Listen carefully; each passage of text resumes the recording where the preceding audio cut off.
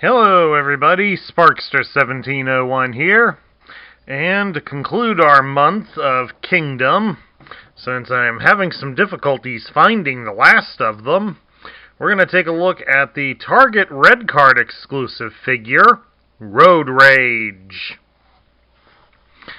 Now, as stated before, she is an exclusive to Target, but you do need to have a Target Red Card in order to purchase her. Or you can do like I did and wait for her to appear at a reasonable price on eBay. And that's how I got her. So Target, take that red card and, well, you know what to do with it. This is Road Rage, and of course, she may look familiar because she is basically a repaint and a slight retool of Kingdom tracks. But that just goes along with her history. In 1985, when the original tracks was released, not this one, the original one, on the back of the packaging for the Transformers, they always had a mural that mainly highlighted the characters that were going to appear that year. They had tracks on there, but he was painted red instead of in the blue color that was released domestically. There are a few cases where in Europe there were a few tracks figures released that were in the red color. It would not be until several years later, especially with the Masterpiece line, that the red tracks would be put out again and would then be given the name of Road Rage. Road Rage, of course, as we've discussed, is a female character, so it's always nice to see that the Transformer line is continuing to be diversifying into having more female characters. Especially as I look at the statistics on my channel, and there is quite a few female fans to my channel. And seeing as you can't see me, so it ain't my looks that's bringing everybody here, folks. But at any rate, Road Rage functions as a diplomatic aid, so that gives her a rather unique function. She is apparently very skilled at negotiations. So that makes her a good peacekeeping agent. However, her name comes about from the fact that, for some reason, an internal glitch in her affects her when she transforms into her car mode, and she ends up driving like the way many of us do when we play Grand Theft Auto, very recklessly. Now, I don't know if this is Hasbro's own take on the long-standing and rather tasteless gag about women drivers, but who knows where that came up from. But, as we said, it only affects Road Rage when she is in her car mode.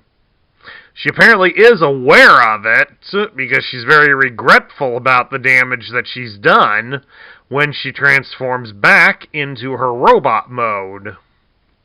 So apparently it's not only just a glitch, it's apparently a major glitch that's in her mind.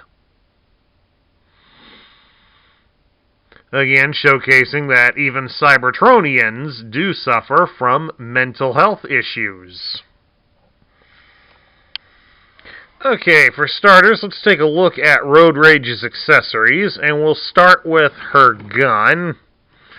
No time for dancing, we'll do that later.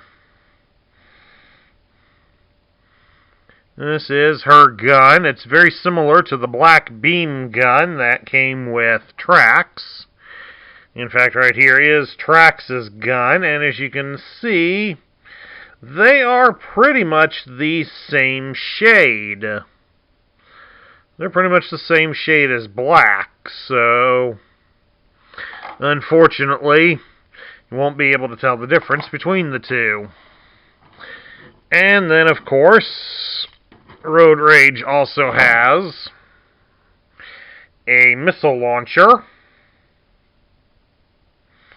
It is in the same shape as the one that came with Trax, except hers is in purple, whereas Trax's is in white. And of course, just like with Trax, it can be combined together to form one weapon. Now, while she can hold this in her hand as a robot weapon, this is more intended for her alternate mode. Now let's pick her up again, and let's take a look at Road Rage's articulation. And like all modern figures, she does have quite a lot of articulation going for her.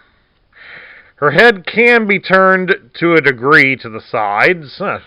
More than I expected. Must have worked it loose. Unfortunately, it is not on a ball joint, so it will not look up and down. But then again, with the way the car is attached to her back, it would be a little difficult for her head to move a bit. Her arms can be raised up about so far, but they can only go that far, so it's not the wings that are inhibiting it. And the arm can rotate all the way around. You may have to be careful again for this large clunky car bit on her backside. She can bend her arm at the elbow 90 degrees, and she does have a swivel at the bicep. So she has G.I. Joe's battle grip. She can be twisted at her hips. Her legs can be spread apart into a full splits. She also has a thigh cut, so you can adjust her legs at the thigh. You can raise her leg up at the hip 90 degrees, and her legs do bend at the knee 90 degrees. But they can also bend almost 90 degrees in the opposite direction. And she does have a bit of a swivel at her ankles.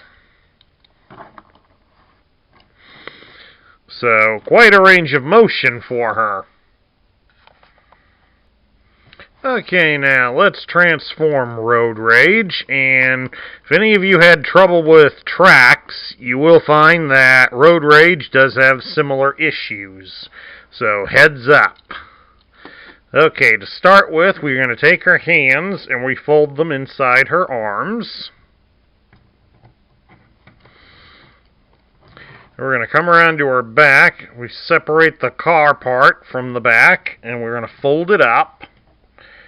So we're also going to come in here, we're going to wiggle out the front windshield and snap it into place, just like that. Then we come down here onto her chest, and we're going to separate it from the body a bit and stretch her body upwards. Then while you're at it, you'll push the chest inwards all the way down. Then we're going to rotate her at her hips, so she's all the way around. Excuse me a moment, I got mail. Alright, now that the mail's inside and warm, we come down here to her legs. You're going to take these black portions and they open inwards. Then you'll take the side of her leg, the outside edge where the tire is. You're going to rotate it and fold it up. You see there's this little purple piece inside along the side where this is connected to. Make sure that is also getting folded upwards as well, since this is taking her foot up.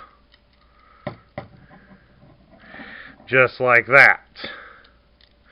Then once you've done that, you can fold her legs inside. Just adjust her feet so that they come up to just beneath her chest.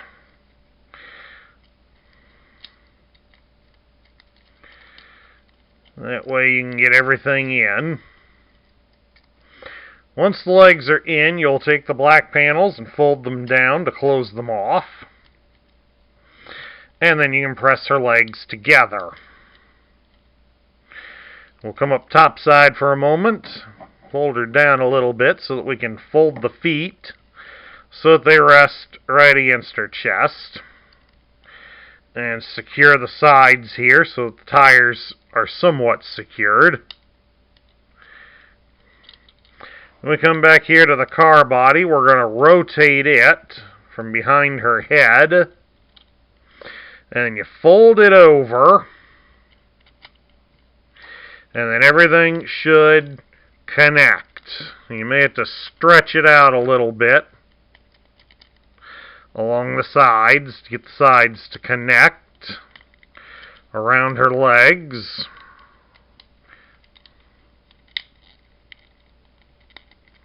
There we go, we got one.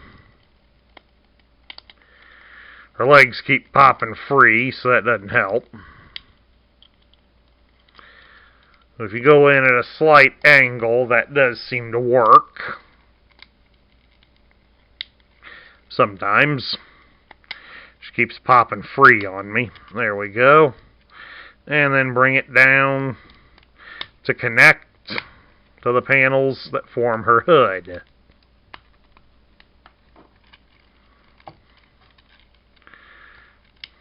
There we go. Now it's all connected. Alright, then once you've done that, we're going to take her arms. You rotate the arm so that the red piece is facing you, and fold the arms up alongside the wings. Then, you're going to take the whole tire section up there, as soon as I get this piece to connect again. Fold the tires down so it'll bring her arms underneath. Then you fold down the wings and her arms, snapping the arms in place. And then there you have it. Road Rage is in her car mode, which is a stylized version of a Pontiac Firebird Trans Am, just like the Generation 1 version was done to be. And of course, this hole back here by the trunk, you can attach her weapons. And then, of course, we'll have tracks here next to her, so you can get an idea as to how they look side by side. And in a lot of ways, Road Rage looks a lot better than tracks. I think it's mainly due to the fact that since she's an exclusive, Hasbro spent a little more effort on the Firebird symbol on the hood. That flame job certainly looks a lot better than the one on tracks. Now, of course, just like tracks, she does have a flying car mode. And to utilize it, first we got to remove the guns. You will pop her arms free. And then fold them and the wings upwards. Like so. Spread them out. You're going to fold the arms downwards, but while you're at it, rotate them so that this part here, the front end, would face upwards. So basically rotate them about half a turn. And then you come back here, and we're going to fold out these purple tail fins. Now, just like on tracks, these things do pop out very, very easily.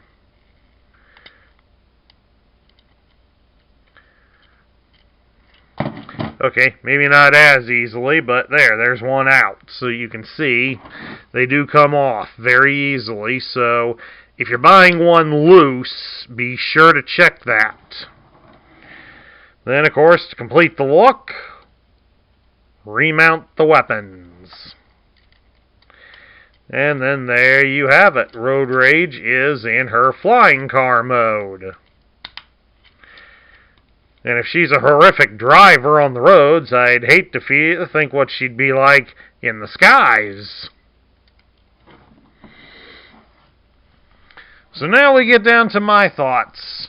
Road Rage is an interesting character, especially since the toy has had an interesting history with the Transformer line itself, being at first an often mistook repaint of another character. Still, though, it's nice to see that we do get a modern interpretation of this character, because many of the toys that have been done on Road Rage are on the rare side. So unfortunately, with her being an exclusive via the Target Red card, it also means, unfortunately, she's going to be a rare figure. There is hope that maybe, like the Maximal T-Rex, maybe she'll appear in the stores. But I'm kind of doubting that, especially since I was just at my Target recently, and they condensed down the Transformers section so that they could make room for Batman toys. And let's face it, folks, I don't see Pretty Boy Vampire Kid doing a good job as Batman, but we're not here to talk about him. As for the toy, it's pretty good. As I said, I like how the Flamebird job was done on her more than what it was done on Trax. So it shows there was a little more effort put into it. But consequently, if you had problems with handling Trax, you're going to have the same issues with Road Rage. At any rate, that's my review of the Autobot Road Rage from the Kingdom line. I hope everybody enjoyed it. Remember, if you do like the content that we put on this channel, please remember to like, share, comment, and subscribe, because we do appreciate the feedback here. Now, next month, for March, we're going to kind of do a hodgepodge of things, because right now I can't find any of the Last of the Kingdom figures, and the Legacy Collection has yet to be released. So we'll probably go over a few figures that I've had and just haven't taken the time to review.